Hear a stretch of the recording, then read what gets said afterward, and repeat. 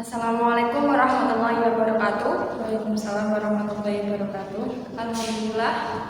Wassalatu wassalamu ala rasulillah Sayyidina wa maulana Muhammadin wa ala alihi washabihi ajma'in. Amma ba'd. Yang terhormat Bapak Maskur MSI selaku dosen pengampuan kuliah fikih dan teman-teman yang saya hormati dan yang saya banggakan. Di sini kami akan mempresentasikan tentang ashabul furud dan asobah dan hijab dalam memenuhi ujian akhir semester mata kuliah fikih. Di sini saya akan memperkenalkan diri. Saya Ani Khalifah NIM 1310003 dari Prodi PAI dan teman saya Salwa Al-Makia Alia NIM 1234005 Prodi PGMI. Saja materi dari kami. Yang pertama ada ashabul furud. Nah, di sini yang dimaksud ashabul furud itu yaitu para ahli waris yang mendapat bagiannya masing-masing sudah ditentukan dalam syariat. Ashabul furud juga disebut juga dengan dzawil furud. Nah, di sini ada pun pembagian ahli waris yang sebagai berikut. Ada ahli waris dari pihak laki-laki dan juga ahli waris dari pihak perempuan. Nah, dari ahli waris dari pihak laki-laki, yang pertama ada anak laki-laki, yang kedua cucu laki-laki, ketiga bapaknya mayat, yang keempat kakek, yang kelima saudara laki-laki yang sekandung, 6 saudara laki-laki yang sebapak, terus saudara laki-laki seibu, anak laki-laki dari saudara laki-laki sekandung, anak laki-laki dari saudara laki-laki sebapak, terus ada paman yang sekandung dengan bapak, lalu paman yang sebapak dengan bapak, lalu anak laki-laki dari paman yang sekandung dengan bapak, lanjut ada anak laki-laki dari paman yang sebapak dengan bapak, terus ada suami, dan yang terakhir adalah laki-laki yang memerdekakan mayat dari budak jika mayat tersebut mantan budak. Lalu dari ahli waris pihak perempuan, yang pertama ada anak perempuannya mayat, yang kedua cucu perempuan dari anak laki-laki, yang ketiga ada ibu, yang keempat adalah ibu atau nenek, lalu ada ibunya bapak, yang terus ada saudara perempuan sekandung, saudara perempuan sebapak, lalu saudara perempuan seibu, lalu istri, dan perempuan yang memerdekakan mayat dan budak jika mayat adalah mantan budak.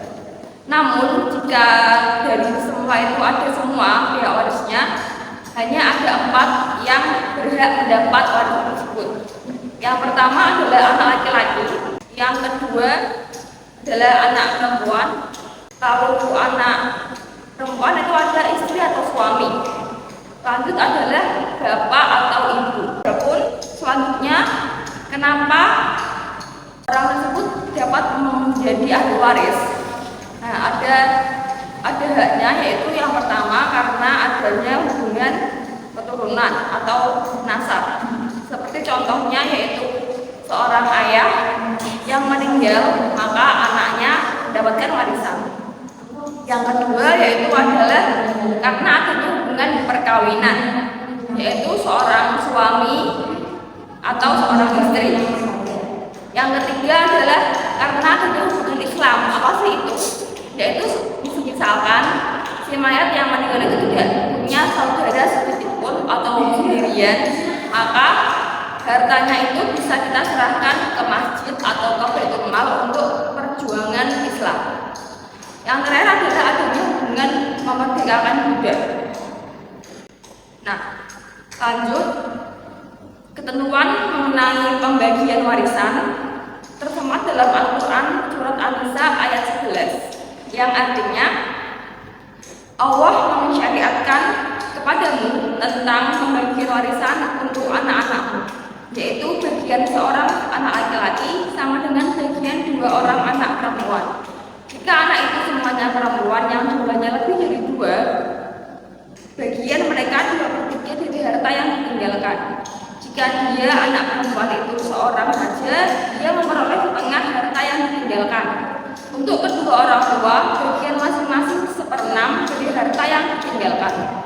Jika dia yang meninggal mempunyai anak, jika dia yang meninggal tidak mempunyai anak dan dia diwarisi oleh kedua orang tuanya saja, ibunya mendapat 1/3.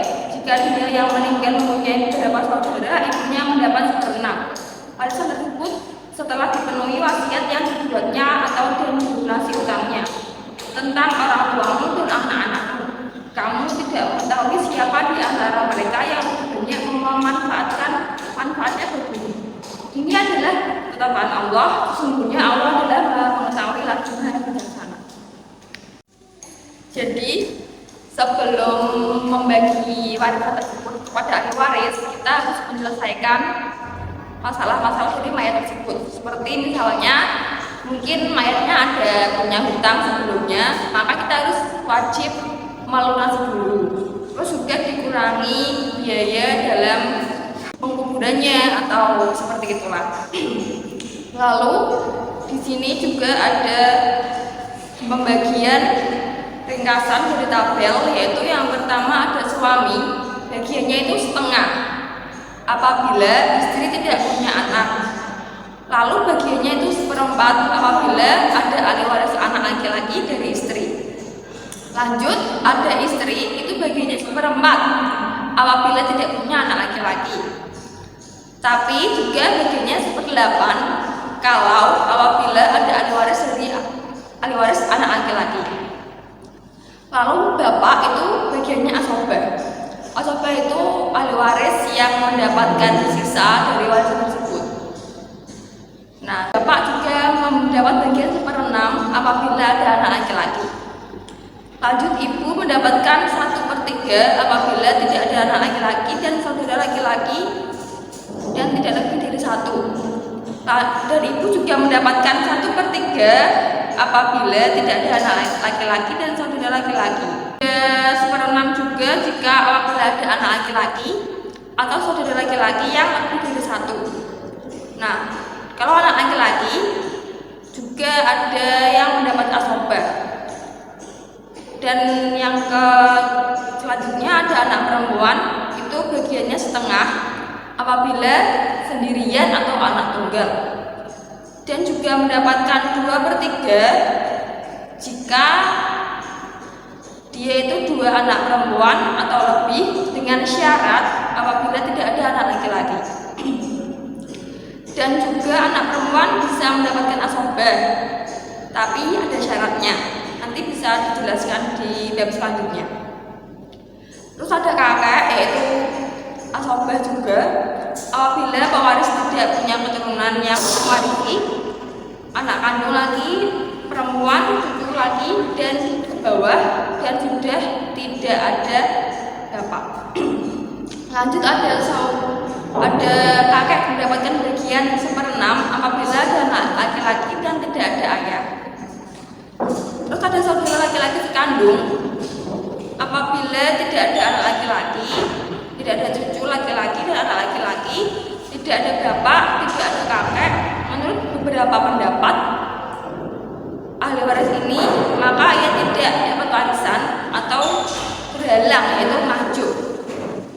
Yang terakhir adalah saudara perempuan sekandung mendapat setengah dalam situasi kalalah dan sendirian serta tidak ada anak perempuan dan cucu perempuan dari anak laki-laki, dan mendapat bagian 2/3 apabila saudara perempuan seibu bapak lebih dari 1. Nah, di sini kalalah itu apa sih? Kalalah adalah jika seorang meninggal dunia, ia tidak mempunyai anak dan mempunyai saudara-saudara perempuan, maka bagi saudaranya yang perempuan itu 1/2 harta yang ditinggalkannya. Tercantum dalam Quran surat An-Nisa ayat 176. Oke, di sini saya akan melanjutkan materi dari Mbak Munir Khalifah, yaitu ashabar. Ashabar merupakan suatu istilah ahli waris yang berhak untuk menerima harta warisan sisa dengan tidak ditentukan bagiannya. Ashabah adalah warga besar dan masih termasuk kerabat si mayit karena kuatnya sebagian mereka dalam menopang sebagian yang lain. Apabila harta peninggalan telah habis setelah dibagikan kepada ashabul furud, maka ashab tidak akan mendapatkan sedikit pun. Di dalam Al-Quran, ashabah artinya sebagai golongan yang kuat. Seperti firman Allah dalam surat Yusuf ayat 14 yang berarti, sesungguhnya mereka berkata, jika dia dimakan serigala, padahal kami golongan yang kuat. Kalau demikian tentu kami orang-orang yang lemah. Ashabah dikelompokkan menjadi 3 bagian, yaitu yang pertama ahli waris ashab bin nafsi. Ahli waris ashab bin nafsi yaitu ahli waris yang menerima sisa harta warisan dengan sendirinya. Ahli waris yang masuk dalam kategori ashab bin nafsi yaitu ada anak laki-laki, cucu laki-laki, ayah, kakek, saudara kandung laki-laki, saudara seayah laki-laki, anak laki-laki dari saudara laki-laki kandung, anak laki-laki dari saudara laki-laki seayah, paman kandung, paman seayah, anak laki-laki paman kandung, anak laki-laki paman seayah. Yang kedua yaitu ahli waris ashabil ghairi, yaitu ahli waris ashab yang disebabkan karena ditarik oleh laki-laki yang setingkat. Yang termasuk dari ahli waris ashabil ghairi, yang pertama yaitu anak perempuan ditarik menjadi ashab oleh anak laki-laki. Yang kedua, cucu perempuan dari anak laki-laki ditarik menjadi ashab oleh cucu laki-laki dari anak laki-laki. Yang ketiga, saudara perempuan sekandung ditarik menjadi ashab oleh saudara laki-laki sekandung. Saudara perempuan sebapak ditarik menjadi ashabah oleh saudara laki-laki sebapak. Ketentuan pembagian harta waris dalam ashabil ghairi, bagian pihak laki-laki yaitu anak, cucu, saudara laki-laki 2 kali lipat bagian pihak perempuan, anak, cucu, saudara perempuan. Sebagaimana firman Allah dalam penggalan Quran surat An-Nisa yang berarti, jika mereka ahli waris itu terdiri dari saudara-saudara laki dan perempuan, maka bagian seorang saudara laki-laki sebanyak bagian 2 orang saudara perempuan. Yang ketiga dan yang terakhir, ahli waris ashab ma'al ghairi, yaitu ahli waris perempuan menjadi ashabah karena bersama-sama dengan ahli waris perempuan. Ahli waris perempuan menjadi ashabah karena bersama-sama dengan ahli waris perempuan yang lain, yaitu saudara perempuan sekandung jika bersama anak perempuan mayat. Yang kedua, saudara perempuan sebapak jika bersama anak perempuan mayat. Materi yang terakhir yaitu hijab. Hijab secara harfiah berarti satir, penutup atau penghalang.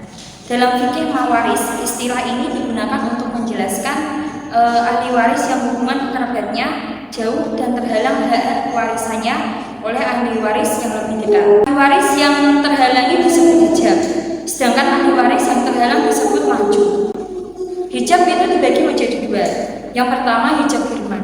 Hijab hirman yaitu di mana orang yang mahjub benar-benar tidak bisa mendapatkan harta waris secara keseluruhan. Misalnya, seorang cucu laki-laki sama sekali tidak bisa mendapatkan harta waris bila ia bersamaan dengan anak laki-lakinya semuanya. Yang kedua, hijab nusong, yaitu di mana seorang ahli waris terhalang untuk mendapatkan bagian warisannya secara penuh. Seperti seorang suami yang tidak bisa mendapatkan bagian setengah dan hanya bisa mendapatkan 1/4 saja bila ia bersamaan dengan anak atau cucunya semaya. Dari semua ahli waris, hanya 6 ahli waris yang tidak bisa maju dengan hijab hirman. Keenam ahli waris itu adalah bapak, ibu, anak laki-laki, anak perempuan, suami, dan istri. Sedangkan ahli waris selain keenam tersebut dapat menjadi mahjub secara hijab, secara mutlak. Di antaranya, kakek menjadi mahjub apabila bersamaan dengan bapak semaya. Yang kedua, nenek menjadi mahjub apabila bersamaan dengan ibu semaya. Yang ketiga, cucu laki-laki dari anak laki-laki menjadi mahjub bila bersamaan dengan anak laki-laki si mayat. Yang keempat, semua saudaranya si mayat, baik laki-laki maupun perempuan, baik sekandung, sebapak atau seibu, menjadi mahjub apabila bersamaan dengan anak laki-laki, cucu laki-laki dari anak laki-laki atau bapak si mayat. Yang kelima, waladul atau saudara seibu, baik laki-laki ataupun perempuan. Selain menjadi mahjub, bila bersamaan dengan ketiga ahli waris pada nomor 4 di atas, juga menjadi mahjub apabila bersamaan dengan kakek, anak perempuan atau cucu perempuan dari anak laki-laki. Yang keenam, cucu perempuan dari anak laki-laki apabila bersamaan dengan anak perempuan semayat lebih dari satu. Yang ketujuh ataupun yang terakhir, saudara perempuan sebapak menjadi mahjub apabila bersamaan dengan saudara perempuan sekandung si mayat lebih dari satu. Hal yang menyebabkan munculnya hak waris yaitu perbedaan agama. Nabi Muhammad SAW bersabda yang artinya tidak mewarisi orang Islam atas orang kafir dan tidak mewarisi orang kafir ke atas orang lain. Intinya yang berbeda agama itu hak waris itu menjadi gugur. Yang kedua, murtad, keluar dari Islam. Yang ketiga, membunuh. Nabi Muhammad SAW bersabda dalam hadis riwayat Nasai, yaitu yang membunuh tidak menerima waris yang dibunuhnya.